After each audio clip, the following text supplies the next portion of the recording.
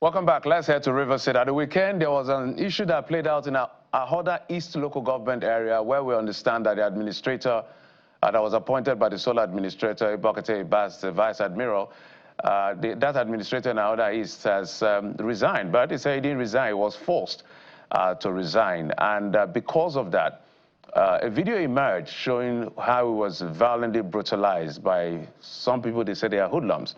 And the police has released a statement to that effect, pointing fingers at the gentleman who we'll speak to in just a moment, who they say led that assault on the local government chairman of Ahoada, the administrator of Ahoada East local government area. But let's show you the video. But we advise that viewer discretion is advised because some of you may find this quite disturbing. Let's take a look. Automatically, yeah. Sign immediately. Where is the signature? Sign. Saka, confirm the signature. Time again. Come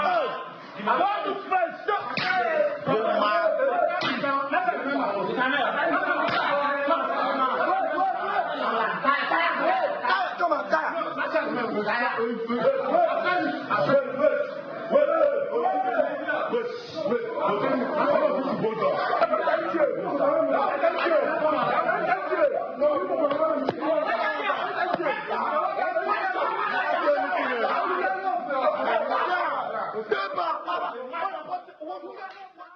Quite disturbing video. The police has condemned this act and in a statement a few days, was it yesterday or so? Well, the man they accused of leading that assault is joining us right now. His name is Hector Ekakita, alleged to have led the assault, I should add. He's a chief security officer and chief of staff to the Ahoada East administrator, Mr. Iyanacho. Mr. Ekakita, thank you so much for coming on the program. Thank you, sir. Good morning. Good morning. So, we saw a statement from the police saying that you led the assault on the administrator of Ahoada East, forcing him to resign his position, whether post-dated or otherwise. Did you lead that assault? What do you know? My brother, to be kindly speaking, I am the CSO, the Chief Security Officer of the AGA of Ahoada East local government area in River State, under the sole administrator of Iyanacho Gullo Madobochi. I, as the Chief Security Officer of the AGA, how would I do that? How would I venture into carrying hoodlums to go and attack the man I'm working with?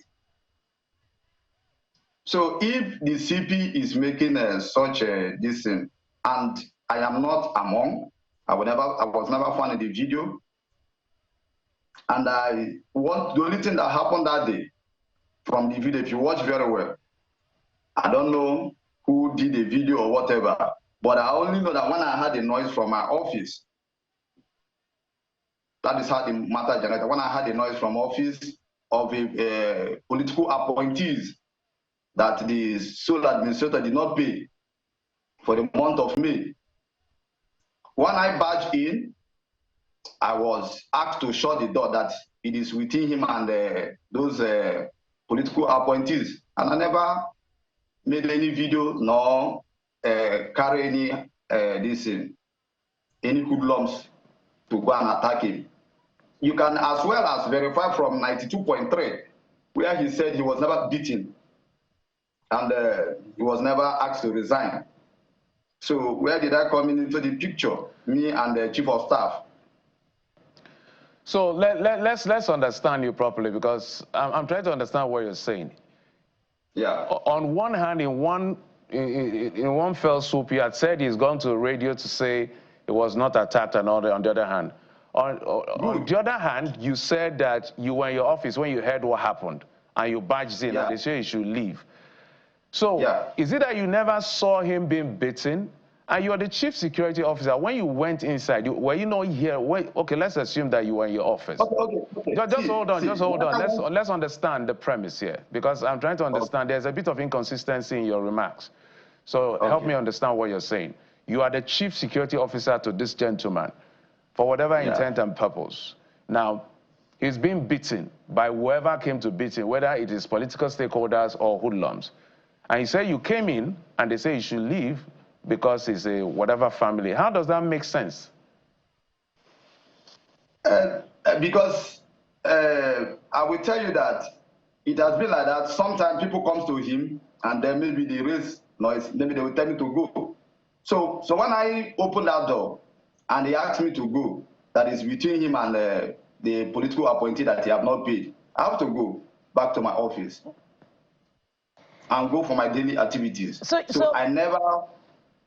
So, Mr. Hector, you returned to your office. Didn't you hear that he was in distress?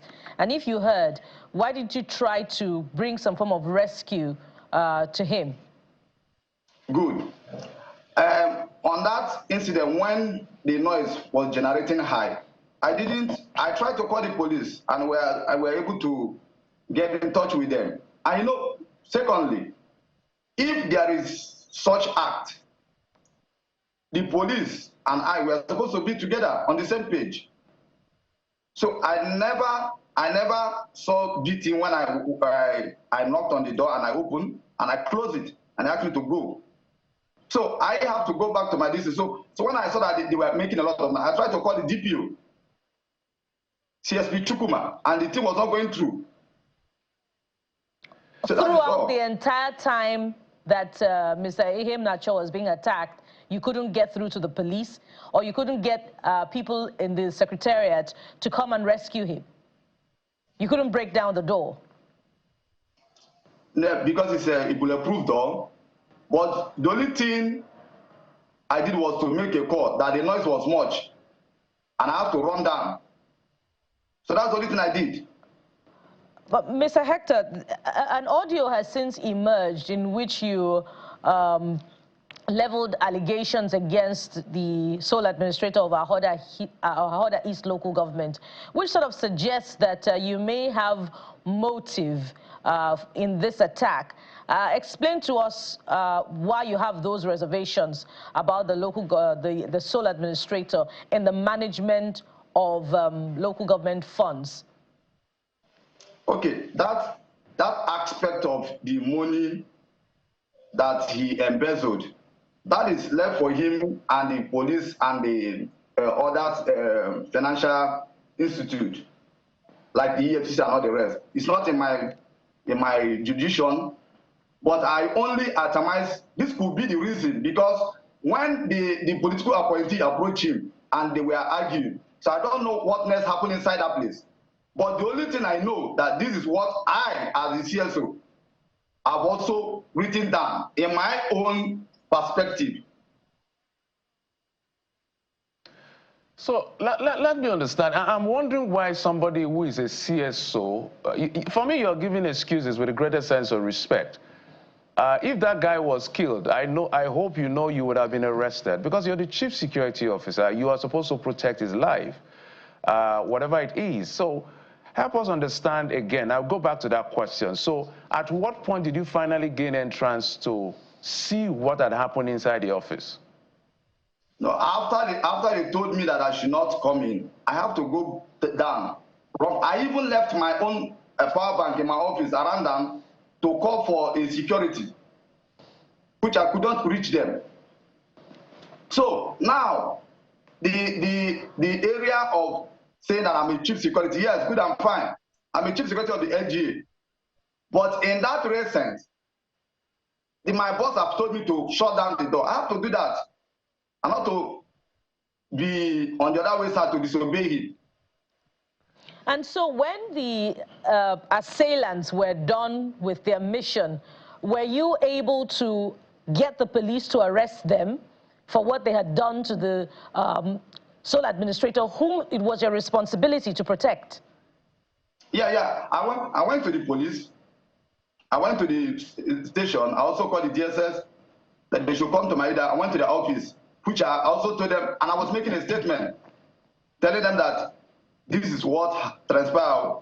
We were in the office when political appointees went to meet with our boss, only for me to hear noise, and then I have to rush out of the office. So who do and they come to make statement here. sorry, Mr. Hector. So who do we believe? Hector. If I remember the police statement, I stand to be corrected. Police said they were hoodlums. You say they are political appointees. So who is saying the truth? That's one hand. So clarify to us, because I do not know when political appointees will take laws into their hands to beat up somebody in the manner they did for whatever happened, you know. So where are you coming from with this political? And we're also in receipt of the conversation you had, that one of the reasons that made the political appointees, as you alluded to be angry, is the fact that the sole administrator or the administrator in the local government was romancing or having a relationship, political relationship with Simplified Group. And perhaps that suggests that, are you pro-Wike group here? Thank you very much. That's in that audio. I said that could be one of the causes. I don't know, because the solar administrator, before now, from the conversation I had them shouting on each other that he has paid some part of a Simplified Group, and they also alleging that he also lodged some member of Simplified Group in a hotel and also want to give the appointment. So that is why when he asked me to shut down the door, I have to do it, because it's not my matter. But you said that is an internal matter within them. Okay, you said and that. For police to allege that it was a hoodlum, I want to quote you right, that the sole administrator never gave any news in 92.3 that it was a hoodlum. And he said he was never attacked. So the CP brought that this thing, what do you call it, the information that is what the sole administrator told him. So to me, the sole administrator never mentioned my name. Mr. Hector, I'm sorry. I want to understand where you're going to. Was Iheanacho attacked or not? You're the CSO. Yes. Was he attacked? I don't know whether he was attacked. I don't know whether, but the only time I got to that place was when they were raising voice on each other. So I want you to listen to what you're saying. You say you don't know whether it was attacked, yet you went to call the police. You're calling the police to come and settle what exactly? I went to call the police to come and calm down the area, that the noise was much. So it was noise that made you to call the police, not an attack? Yes. Interesting. It was the noise that made me to went to the police station. So were you around after the attack or after what may have transpired behind closed doors to see the state of your boss? I was around, but I ran for my life. I was at the DSS office that time. So you didn't wait to protect your boss or detain the assailants? And you are the CSO? Yes, I didn't wait, but I have to go to the security agencies to come to the aid of my boss. Okay, Hector, well, I'm sure you have a date with the police and they've invited you because I'm trying to understand what you're saying. On one hand, you say he wasn't attacked. On the other hand, you said he was attacked or you heard noise and then you called the police. But one last question I want to ask you, because in that audio that we're in receipt of, you said him having a relationship with Simplified Group is like having a relationship with your enemies. What do you mean by that? Okay, because from the noise I had with them agitating, so I now discovered that what they were agitating for, from what I got after I left that place, I shut down the door. I discovered that they were telling him that he was romancing with the Simplified Group, and also to the extent of appointing them into the LGE as an point of this employment, and why he have not paid them, and is owing them, including the security. So let me understand, Mr. Hector, what is wrong with relating with Simplified Group? What is wrong with that? My brother, I don't know what is wrong with the Simplified relating with the Simplified Group, but I just want to tell you that that is what transpired. So if he... So let me, no, hold on, Hector, we're wrapping up. So are you pro-Wike group? Is that what you're saying categorically here? Huh? Are you a pro-Wike group? Is that what you're saying? I'm not a pro-Wike group. I'm a CSO of the AGA, so I'm for everybody. But yes, the this reason, is what I had that transfer. Yeah, the reason I'm asking, because I know that the fight in Rivers State is between the governor and his godfather, which is Nyesom Wike, simplified are pro-Fubara, and then we have pro-Wike. So if you're saying that it's relating with simplified and that makes the people angry, it only means one or the other thing is a pro-Wike group. That's why I'm asking. Bukola has the last question. Yes, Mr. Hector, your accounts are not aligning. On the one hand, you said you ran to get the police to quell noise, and then on the other hand, after the attack had been done, you ran for your life. So I'm wondering why you ran for your life. But a statement has since emerged, apart from the audio in which you reeled out accounts of mismanagement of funds, allegations, so be it, leveled against the sole administrator. You outlined a number of things here: embezzlement of 7.5 million for vehicle maintenance where there are no vehicles, 4.5 million, embezzlement of 4.5 million using the name of Mr. Hector Ekakita, and that's you, to retire the aforementioned funds, purchase of vehicles, SUV vehicles, amongst other things. And you also said in that audio that you should give account of the local government funds, that the sole administrator of Rivers State is deducting 200 million naira from each allocation. So these are financial crimes. If the EFCC were to look into the account books of Ahoada East, would you be willing to assist the EFCC to investigate? Yes, if the law takes its proper place, if I'm opportune to give details or to give evidence or to come and testify, I will do my best and then leave the rest for God. All right, thank you so much, Mr. Hector Ekakita, the Chief Security Officer and Chief of Staff to the Administrator of Ahoada East local government area. We'll follow up. I know that the police has invited you. We'll find out exactly how that plays out. Thank you for your time, sir. We appreciate it. Wow, thank you. We'll take a quick break. When we come back, Inibe Efion will be joining us to break it down for us, the legalese as far as local government administration is concerned, whether in Rivers or in Osun State, right here on the program. Join us again.